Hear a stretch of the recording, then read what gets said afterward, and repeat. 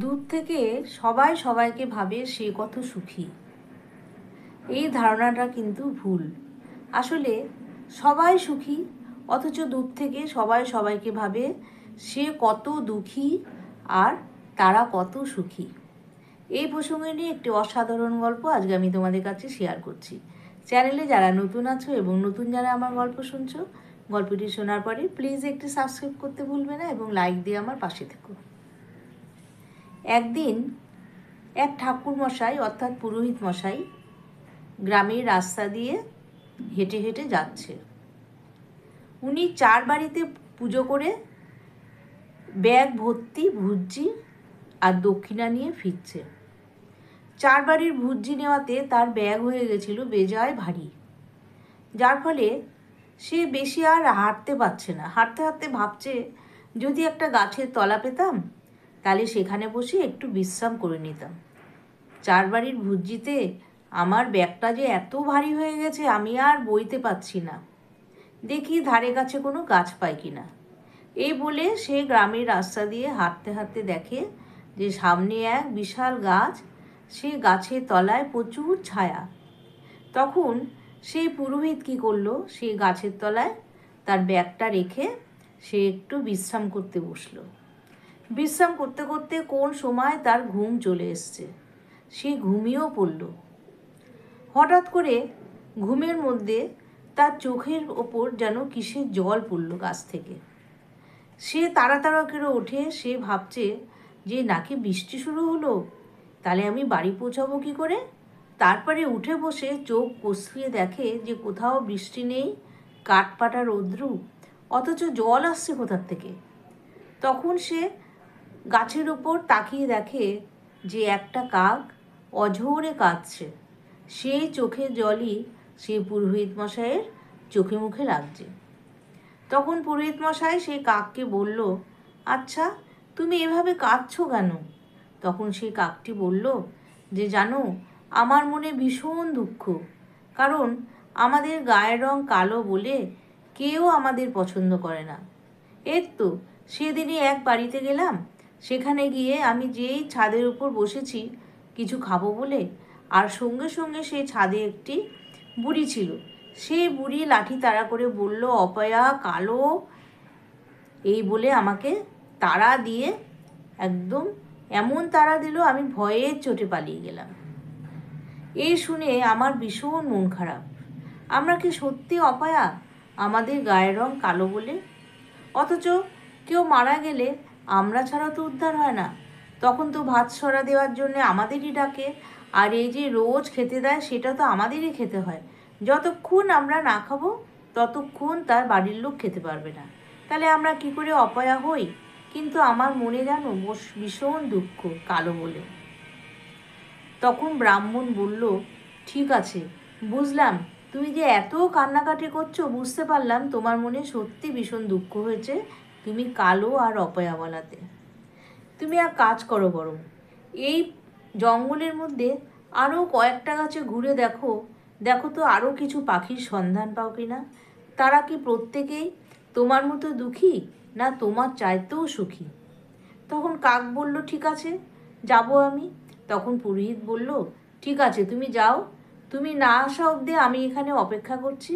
তুমি এসে আমাকে সমস্ত ঘটনা বলো, তখন আমি বুঝতে পারবো, তোমাকে বলে দেবো কে সবচেয়ে সুখী আর কে দুঃখী। কাক সেই কথা মতো উড়ে গেল। উড়ে গিয়ে প্রথমে গেল এক গাছে, সেখানে গিয়ে দেখে একটি পেঁচা বসে আছে। সেই পেঁচাটা বসে বসে খুব মন খারাপ, বসে বসে তারও চোখ দিয়ে 2-1 ফোঁটা জল পড়ছে। তখন কাক তাকে জিজ্ঞেস করলো, আচ্ছা পেঁচা, তুমি কেন কাঁদছো, তোমার কি হয়েছে? তখন সেই পেঁচা বলল কি, যে জানো, আমরা না দিনের বেলায় ভুল করে আমি একবার উড়ে গেছিলাম। আমি তো দিনের বেলায় চোখে দেখতে পাই না আমরা, তাই ভুল করে এক বাড়ির ভিতর চলে গেছিলাম। বাড়ির ভিতর ঢোকার পরে আমি আর রাস্তা খুঁজে পাচ্ছি না, যেহেতু আমি চোখে দেখি না দিনের বেলায়। আর সেই বাড়ির লোকজন আমাকে লাঠি পেটা করে এমন তাড়া করলো আর সমানে বলতে লাগলো, কানা কানা চোখে দেখে না, দিনের বেলায় বেরিয়েছে।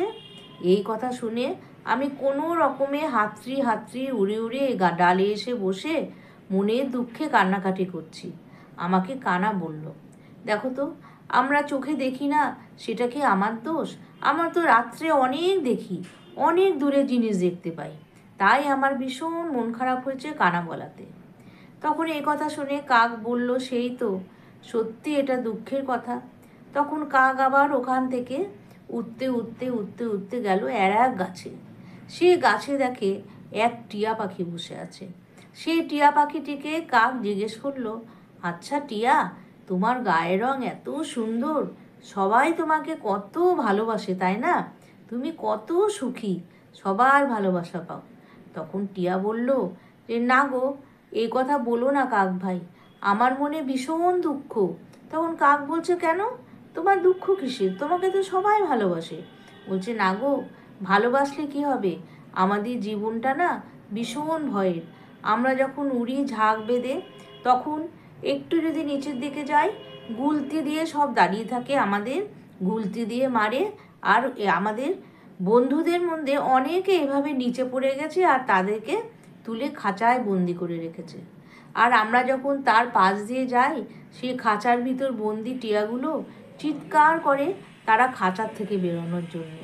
তাই আমাদের ভীষণ প্রাণের ভয়। আমরা কিন্তু খুব ভয়ে ভয়ে আমাদের খাদ্য জোগাড় করতে চাই। তাই দেখো, আমাদের মনে কত ভয়, আমাদের কত দুঃখ বলো।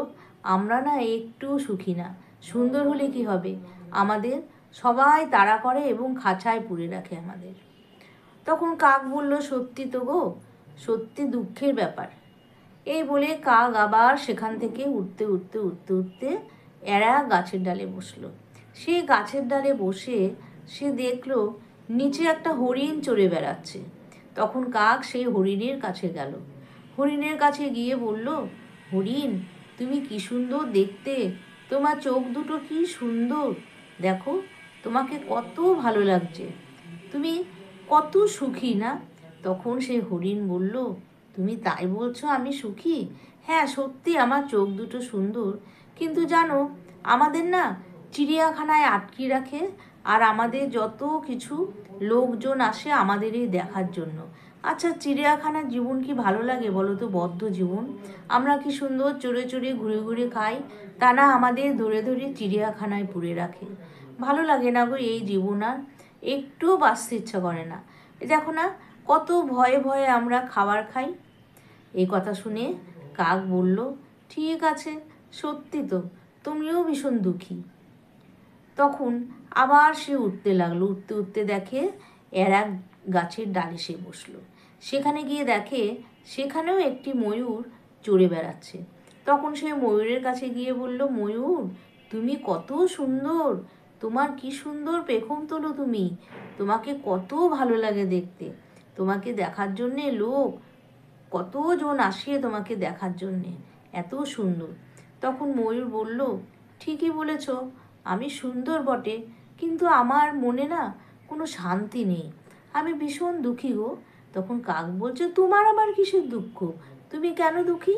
তখন ময়ূর বলল, জানো, আমাদের এই পাখাগুলো সব নিয়ে নিয়ে তারা ঘরে সাজিয়ে রাখে, জানো, আমাদের কত কষ্ট হয় যখন এই পাখাগুলো কেটে নেয়, তাই আমরা খুব ভয়ে থাকি, কখন কে আসবে আমাদের ধরে এই পাখাগুলো সব ছেঁটে নেবে।